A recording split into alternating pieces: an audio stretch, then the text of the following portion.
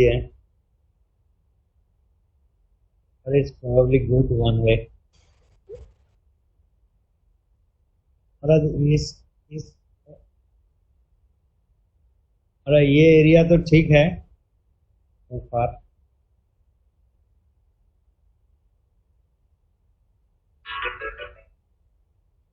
हाँ,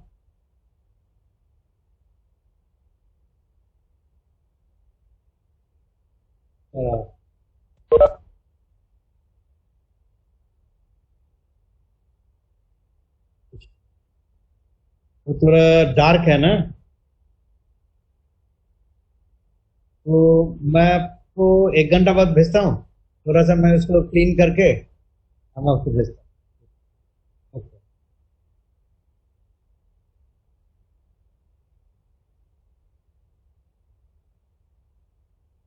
ओके, तो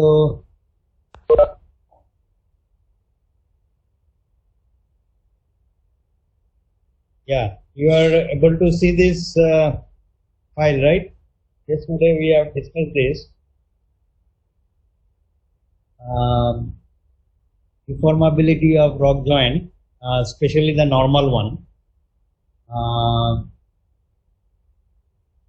This I explained yesterday. And now if I take only this curve C, which is only due to joint, so you probably understood that joint A, the curve A is without the joint, curve B with joint. If I minus B minus A, if I do for a given sigma n, I will get a curve C. So what is the characteristics of this curve? What we are seeing is this may be in the negative side. Negative side here means is negative V means this is still open like this, okay, and gradually as we will compress it, as we are going to increase the sigma n, this is going to decrease and finally it will come to 0, and then as you are again 0 means it is completely mating like this, there will be no gap, and then if you further compress it, then it will have a very highly nonlinear shape of the curve, this part, and there will be a maximum V, the maximum displacement, after which the material will fit, or this is going towards asymptotic change. Now, as I told you yesterday also, this experiment you cannot do for cylindrical sample. This experiment you have to do for bigger sample, so that when you are increasing the load, the sample should not break. Okay. For cylindrical sample, we know this is a straight line. Okay. But for a bigger size sample, it will be like this. Now this curve is estimated by a hyperbolic function like this. So sigma n at any location can be expressed as a hyperbolic function like v by 1 by v. So as we can see that when v is 0, means when v will be 0, and this part becomes 0, so sigma n becomes sigma n naught. Yeah. And when this v is more or less coming closer to Vm, then this becomes extremely high, so sigma n will be extremely high. Okay. So this is the thing. Now, if this v is negative, as we are seeing here, the v is negative, then we are going towards this direction, and you can see you can have a V where it may not be, the sigma n may not come 0 also. So this, it stops somewhere in here, and this sigma n up to this is what we call the sitting load of this one, because this has also a weight and this is giving a normal stress. Okay, so this is this one. This much is the just whatever the stress is generated by that upper block. We have not applied any load yet. Okay. Now,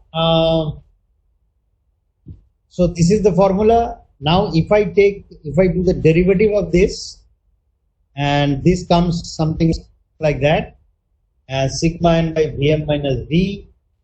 And what is this derivative? This derivative is nothing but the, what we call the normal stiffness. Now here you are seeing the graph. This is stress versus displacement. This is not stress versus strain. Remember that. What we have seen, we have done before. Normally we plot stress versus strain. This is becoming stress versus displacement. So if I do the derivative, this becomes Pascal per meter, unit of Kn, meter, unit of Kn. So this is the slope at any point, and this is basically this Pascal per meter. It's not Pascal like E, like Young's modulus, unit is E.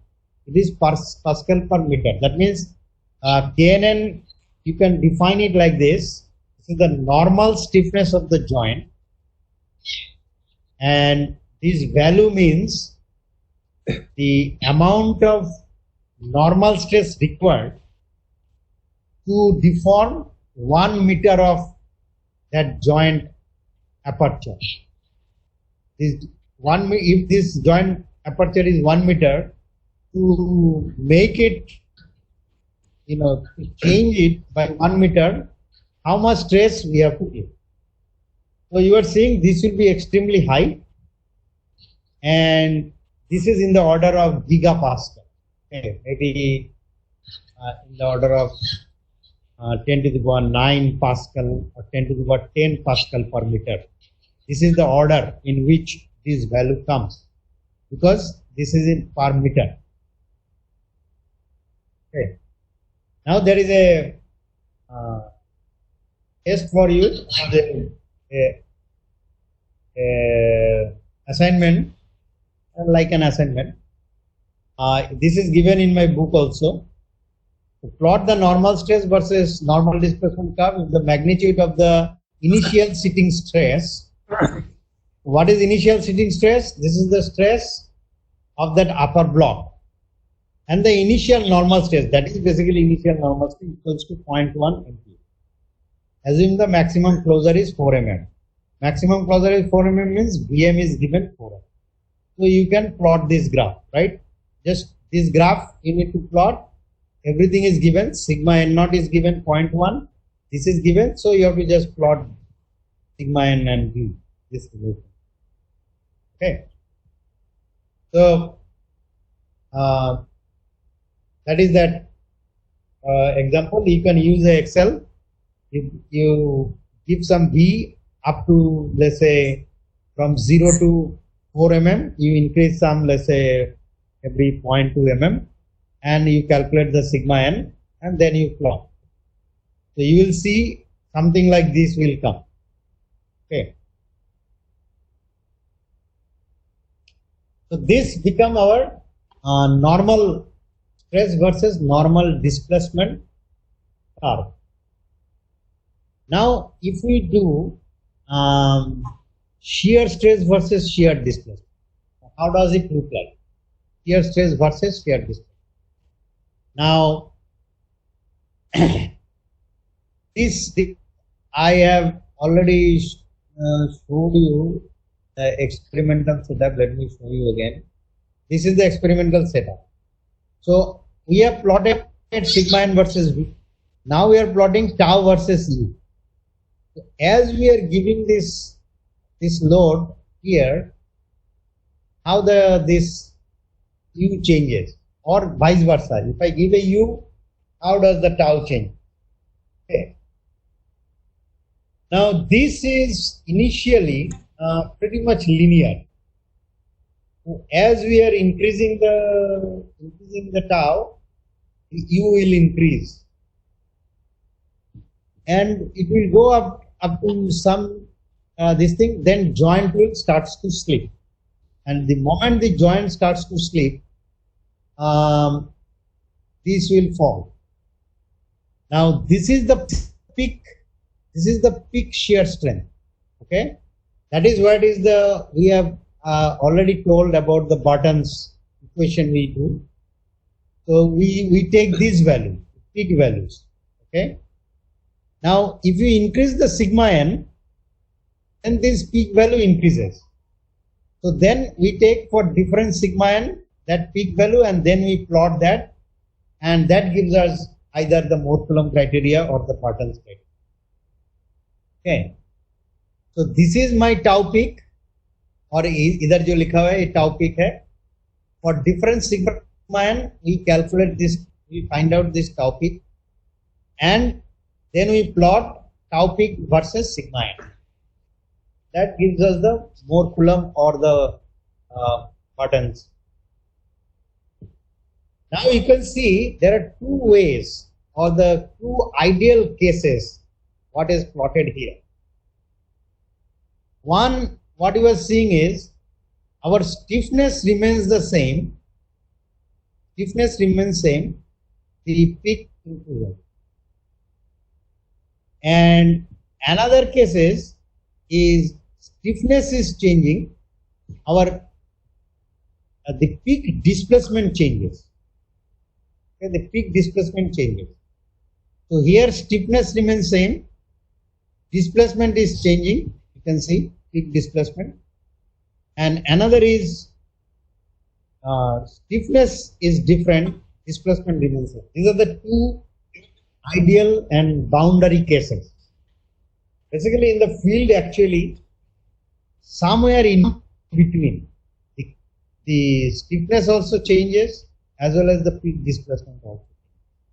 Okay, somewhere in between this will happen.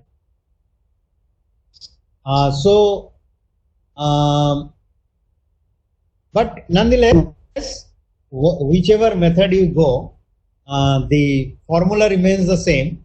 The initially absolute tau peak, tau will be, this is in the elastic zone. Tau will be somehow this modulus into U. Now here is also you are seeing this is stress versus displacement, not the stress versus strain. Because this you always remember, in joint case we plot stress, either normal stress or the shear stress, normal displacement or the shear. It's not the strain.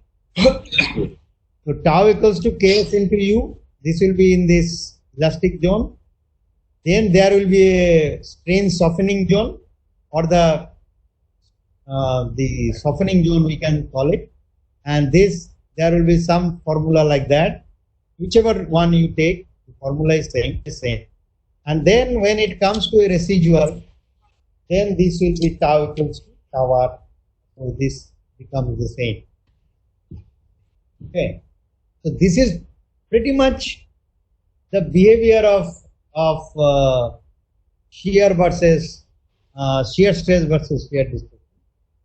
However, the plot can go something like this also. You know, after this can go like this. In some cases, we have seen they do little bit of hardening and then it falls like this. Okay.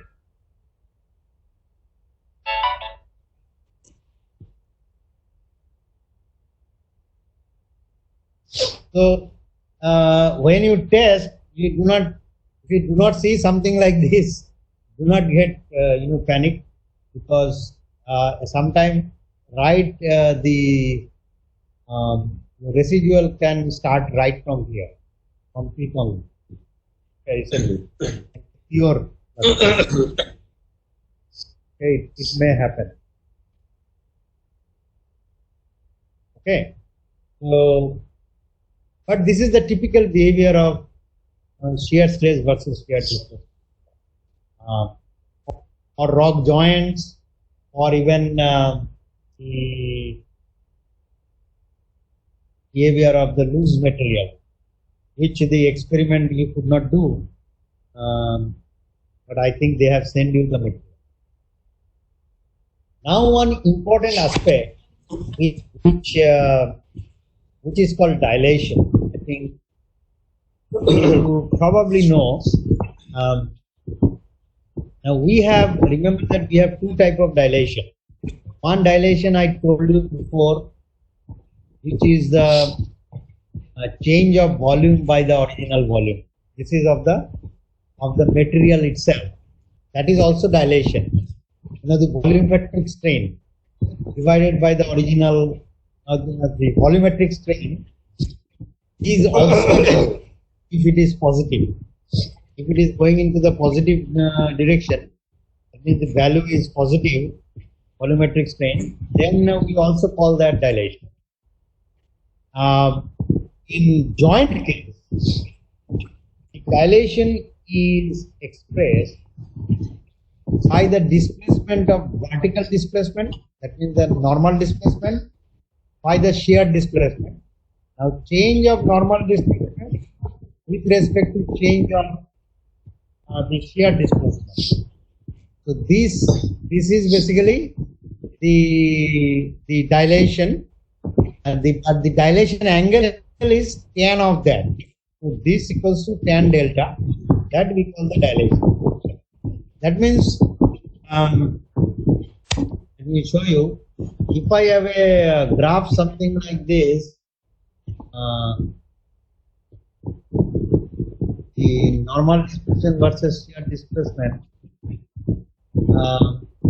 If I have a graph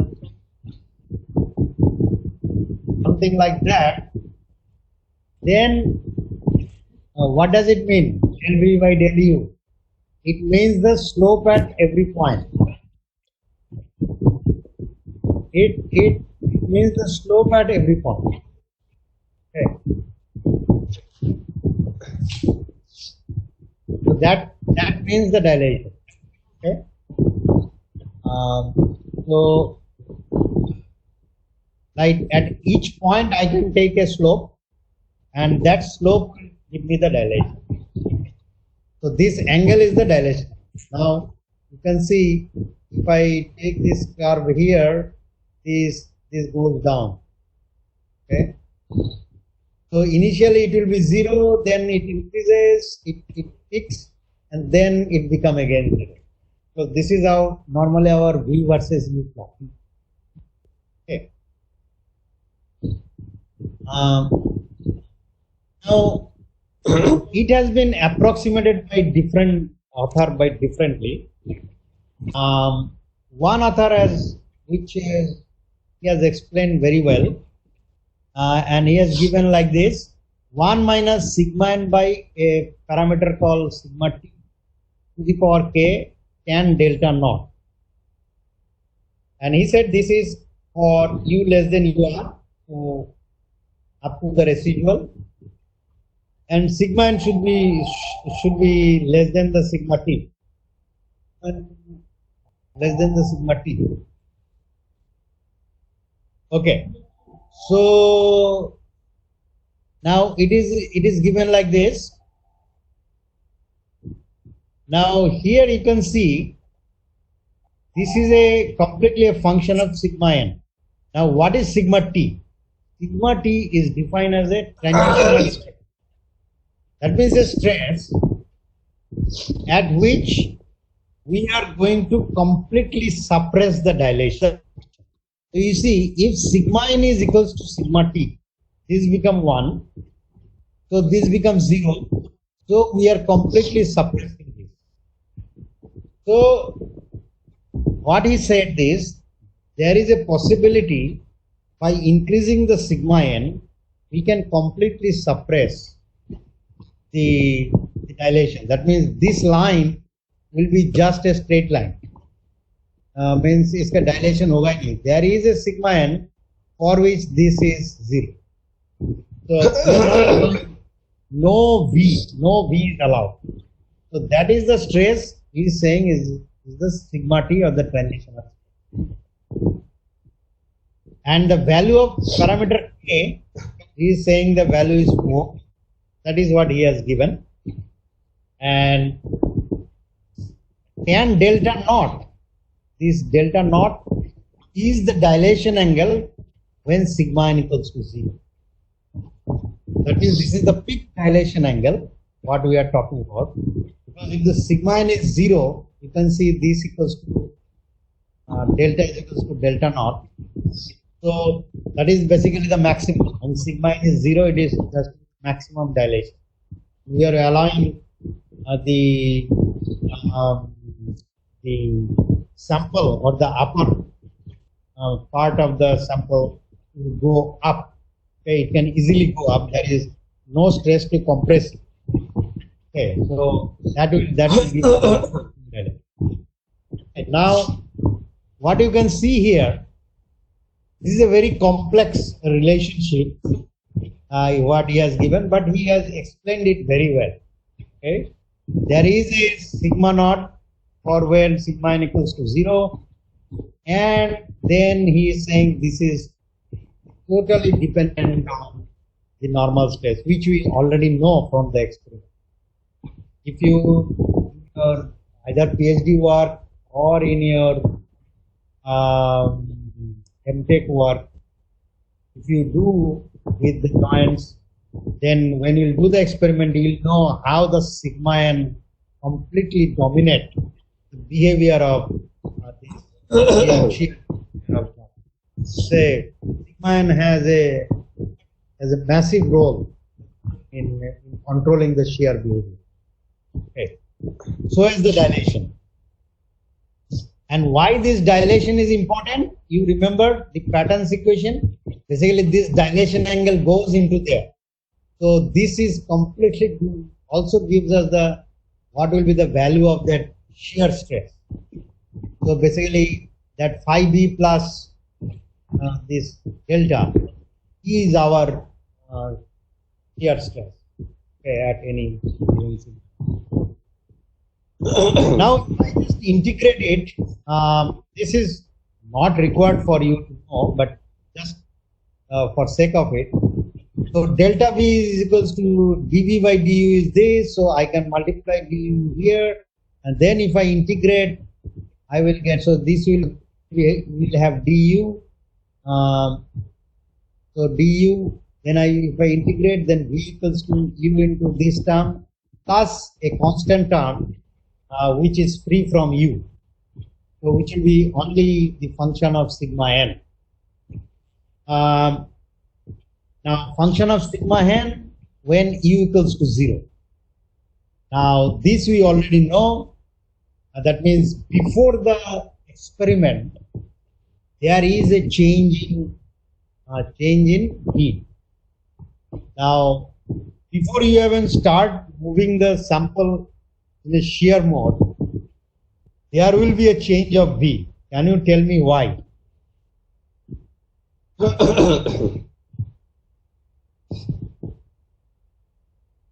Why there will be a change in V even if we do not have U? We are not moving the shear, we are not moving the sample, but there will be a V.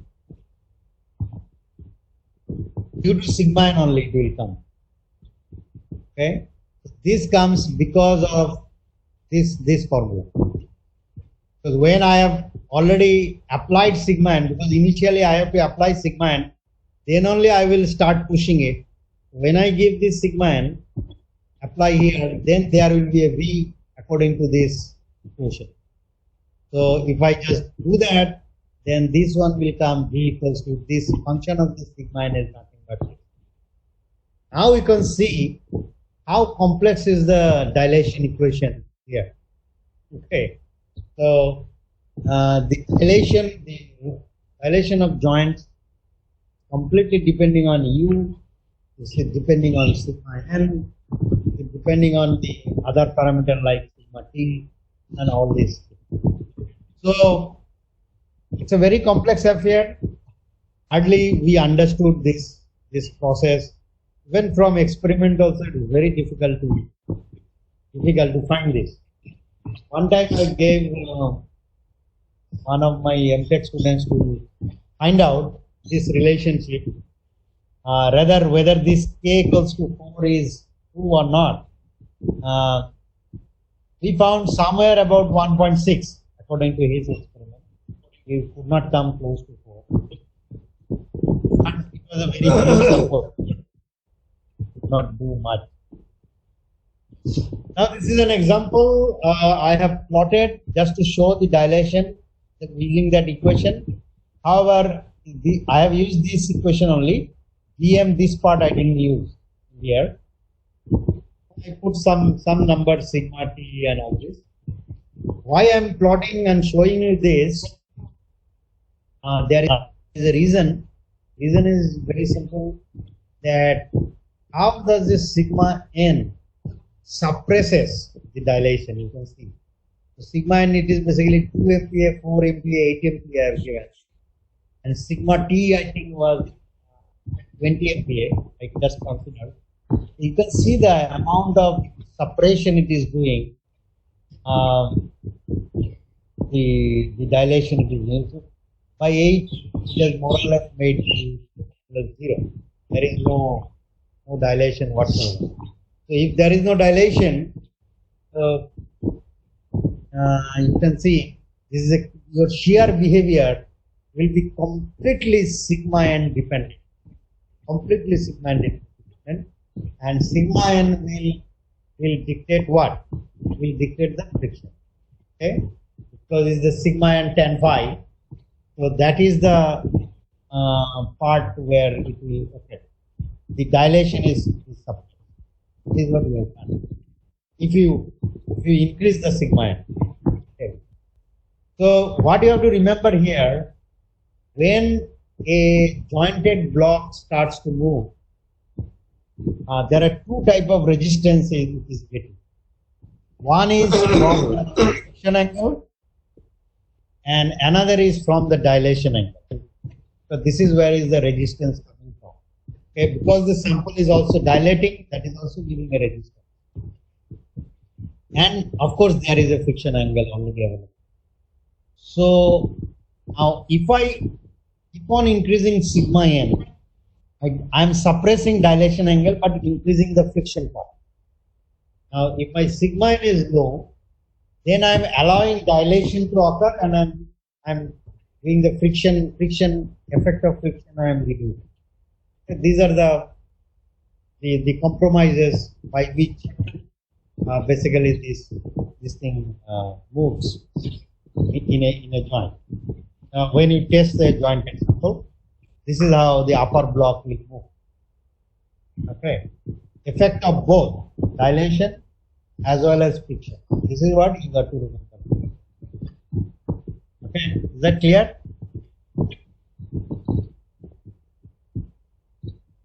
Okay.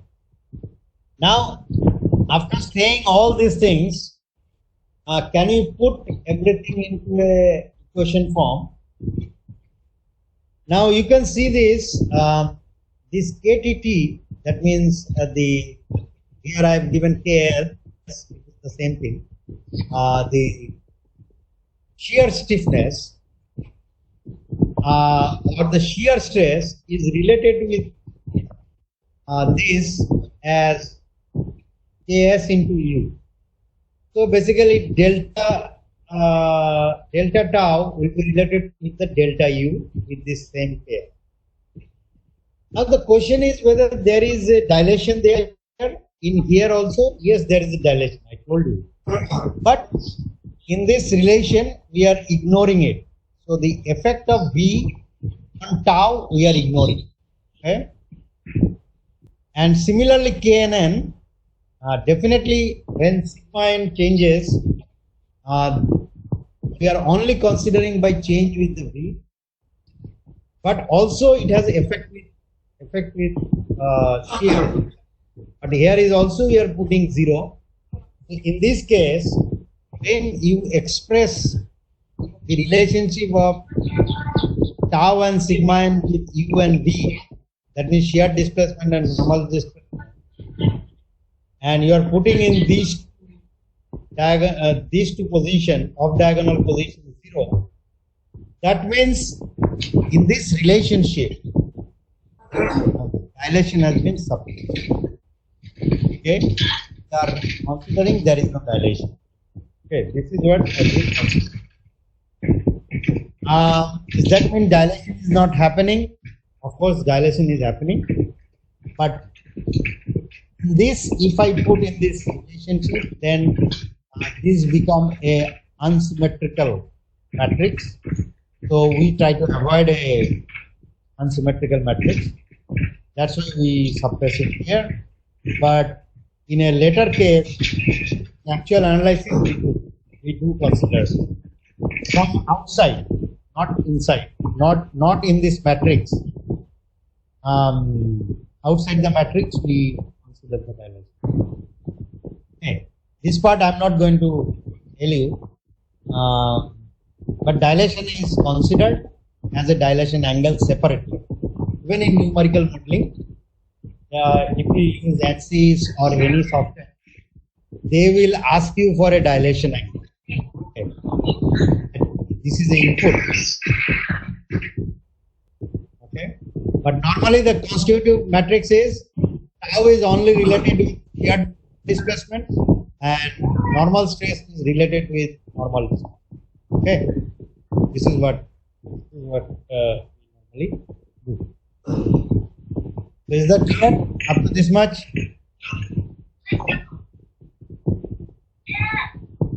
So we have done the relationship between we have done the strength properties, fracture strength as well as the shear strength, and now we have done also the deformability, normal deformability as well as shear deformability. Okay. Now the last thing left in this joint is the compliance. I hope you remember what is compliance. You remember it? Matrix. There is a stiffness matrix and there is a compliance matrix. Who can tell me what is compliance matrix? It is inverse of stiffness matrix. Right. So basically the relationship between strain and stress, if you want to do, that is the compliance. Now let us first see this example. Let's assume this is a block having several joints but parallel to x-axis. Several joints like this. Load is applied perpendicular to this joint. Okay, just sigma is applied. Now, your assumption is the volume occupied by the joint is much less as compared to the volume occupied by the rod. Okay, that means that volume can be ignored for all practical purposes. And now we have applied a sigma. So what will be, and we are considering this is a one-dimensional problem. So displacement on top of this,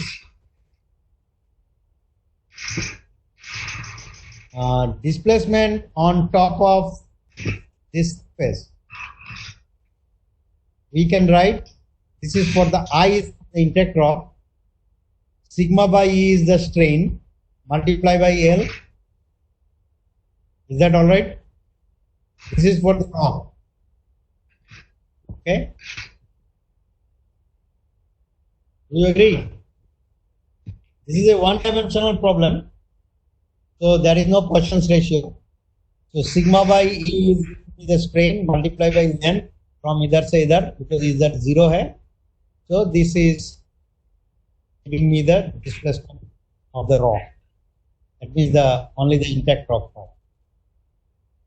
Now the same sigma is also there in the joint.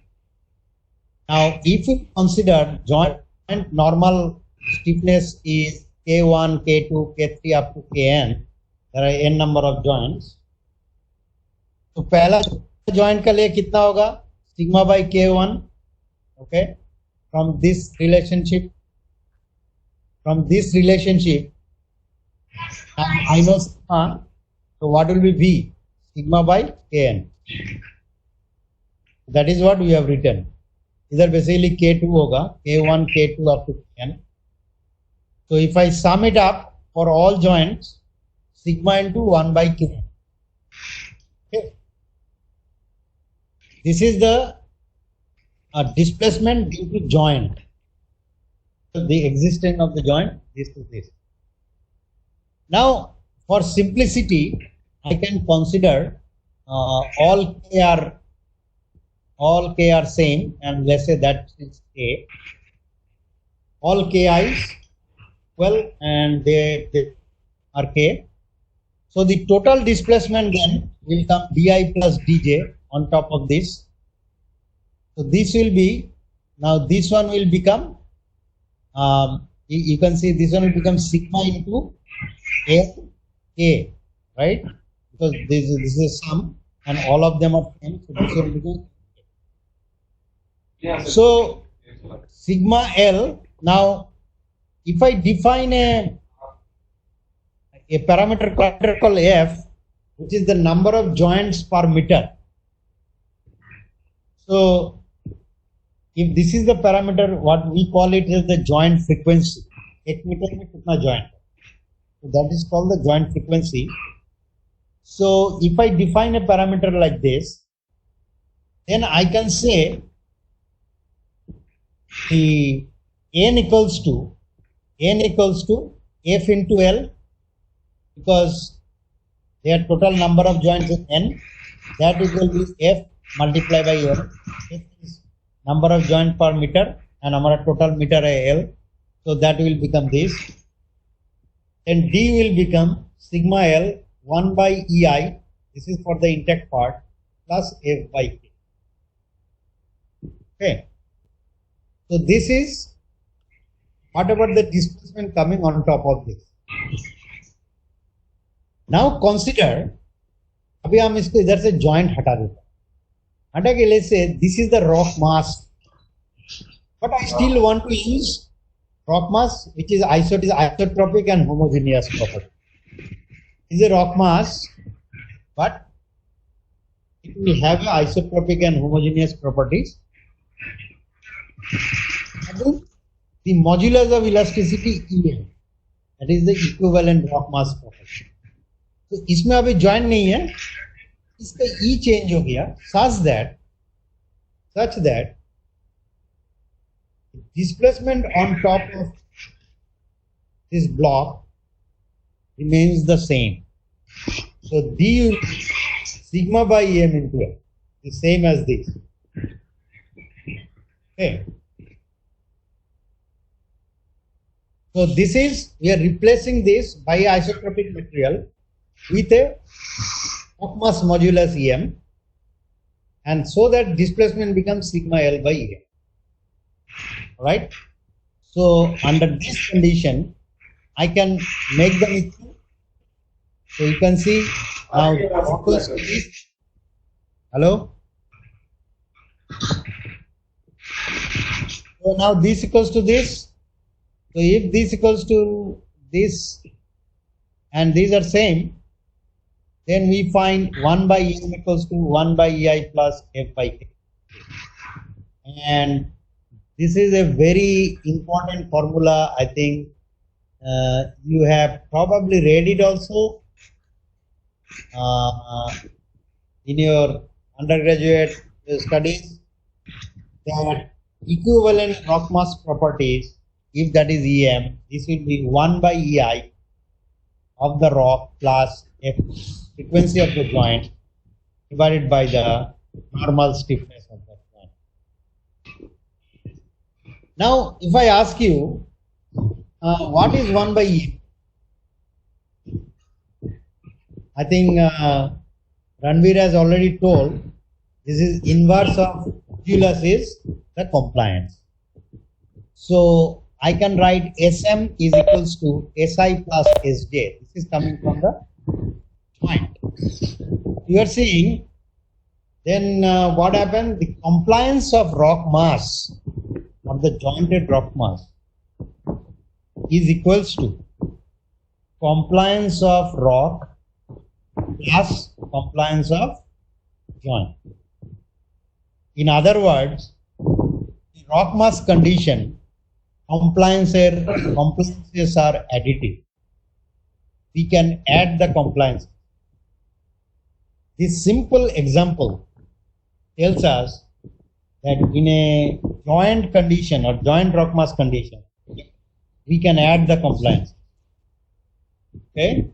Moment you are adding the compliances, more the compliance, less is the modulus. So that will automatically come. So this is a example from 1D.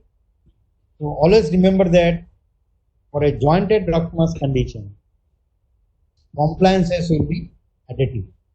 Now here, this is F meaning the frequency of the joint. It means number of joint per 1 meter length of that whatever the study area you have taken. Within that 1 meter, how many? Okay, that is the F. And K is the stiffness, normal stiffness of the joint in this example. Now, can you do this problem? I give you just 2 minutes. Very easy. It is given 20 centimeter and given one joint. Still 1D cases I have given mu equals to 0. This will be 5 GPa per meter. I think book में ये per meter missing है. Okay.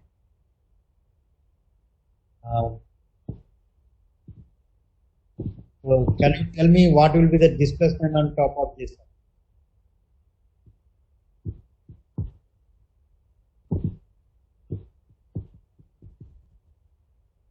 Normal stress is 5 MPa.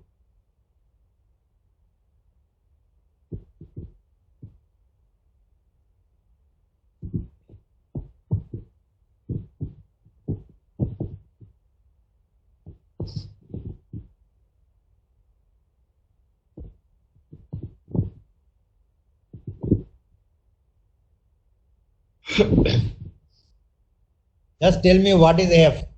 इसमें वही तो calculate करना है. बाकी तो क्वेश्चन है. You can do it directly also or using the EM also. Either way.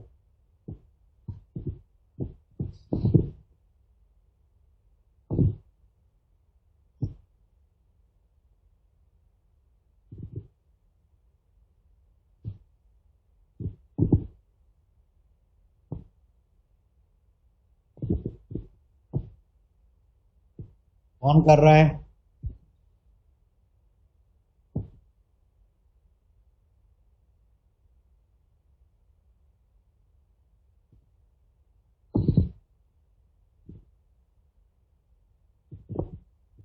आज विवेक है, आनंद नहीं है. Where is Anand?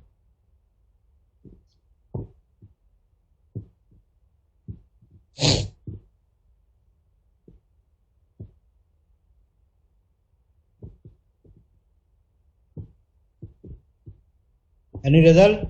How much? 1.2. 1.2 क्या? मीटर? नहीं sir. Millimetre?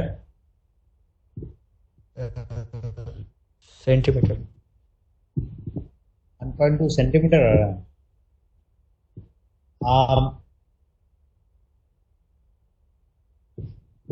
What is the? I have not done it though. think if you do directly, everybody got 1.2?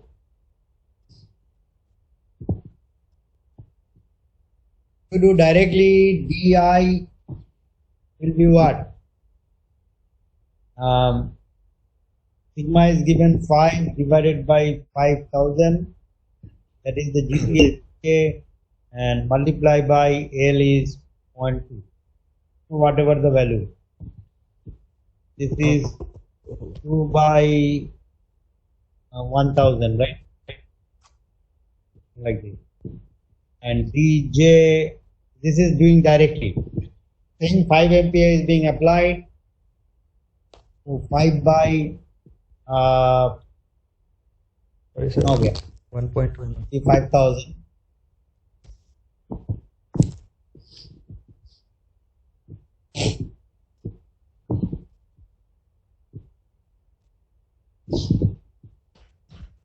तो I think ये दोनों add कर देने से ही हो जाएगा.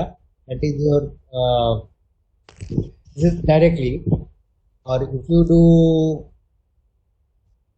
other way, then you have to calculate 1 by em. 1 by en will be 1 by 5000. This is from 1 by ei plus f. Now here f is 0.2 metre में 1 है. 1 मीटर में कितना रहेगा? 5 रहेगा. So that's why I given everything inside. So 5 by 5000. So you can see 2 by 1 by 5000 plus 1 by 5000. तो ये हो जाएगा उतना. And then once you know the EM, you will be able to calculate this question. Okay.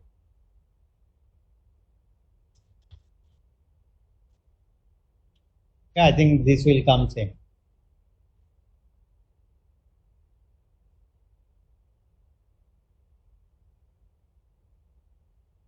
Okay, now the question is, once we know the once we calculate the one-dimensional case, can it be taken to a two-dimensional and as well as three-dimensional case? The question is yes, but little complex. Okay, cannot now directly do like that. So this now another dimension added, so matrix will come. Now let's say this is the strike of the joint axis is, the strike of the joint is along the x dash axis, and the perpendicular is y dash, which is the normal of that point. So under this condition, what happened? And this you can very well see it is basically a block. Okay, it's basically a block like this. It's a block like that, right? Means if I extrapolate to 3D, a block will look like something like this.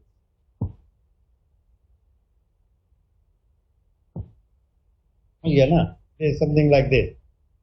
So there are some stresses here applied. Now what will happen? This will have, let's say, a stresses in YY direction, which is normal to this plane. So sigma YY is in this direction. Basically this normal to this plane. This is sigma YY dash. Okay. And there will be a shear stress along this plane. Okay, this is that shear stress here. Okay. Now you can see there will be two more stress acting here. One may be along this direction and one may be along that direction, the normal stress. There may be shear stress along this direction and that direction there is many different stresses may come. Okay. Now, if it is a 2D case, we are mostly concerned about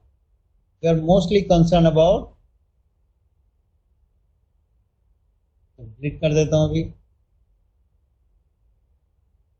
It is a 2D case. We are mostly concerned about this sigma yy and this shear stress. So many times students ask me, sir, sigma xx का क्या हुआ? So sigma xx will not come here because sigma xx is being applied. Sigma xx is applied here, either. So that is basically not the not of our concern. We are concerned about the stresses in the joint. The joint में एक shear stress apply हो रहा है, 2D में एक normal stress apply. That is the only thing on that. So there is no sigma xx here. Okay, just be careful there. There is no sigma xx. Only normal हम लोग बोल रहे हैं sigma yy, y dash, since that is the normal to this plane, and strike is x dash direction, so that is the axis of it. Okay. So now if this compliance equation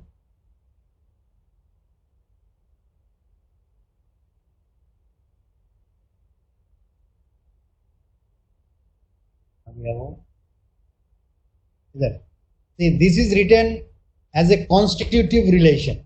Okay, stress related with the displacement. Now, if I now reverse it, how the displacement is related with stress. Okay, how the displacement is related with stress, then this become the compliance method, right? Well, more or less in that sense. So compliance is actually strain का साथ stress, here displacement का साथ stress. So the relationship become like this. Just reverse कर दिया. Now reverse करने से still these two will be 0 because हमारा उधर वो 0 था. Now S11 will be 1 by KNN and 1 by KT. Okay, this will be 1 by KNN. This will be 1 by KT. Okay, this for sure. You can see U dash is related with this, and all you are seeing in the dash dash dash. This dash meaning what? This is the local coordinate system. That means the strike of the joint, normal of the joint. But हमारा जो global axis is x and y. Global is x and y, and this is the local along the joint, x dash and y dash. Okay, do not confuse there. And let's assume between them there is an angle theta between the local axis and the global axis. Okay, our xy is the global, so x dash का साथ x का है theta relation. Okay, it is basically. Now I let you go today. I think tomorrow we're going to finish this and do some problem because your mess is also there.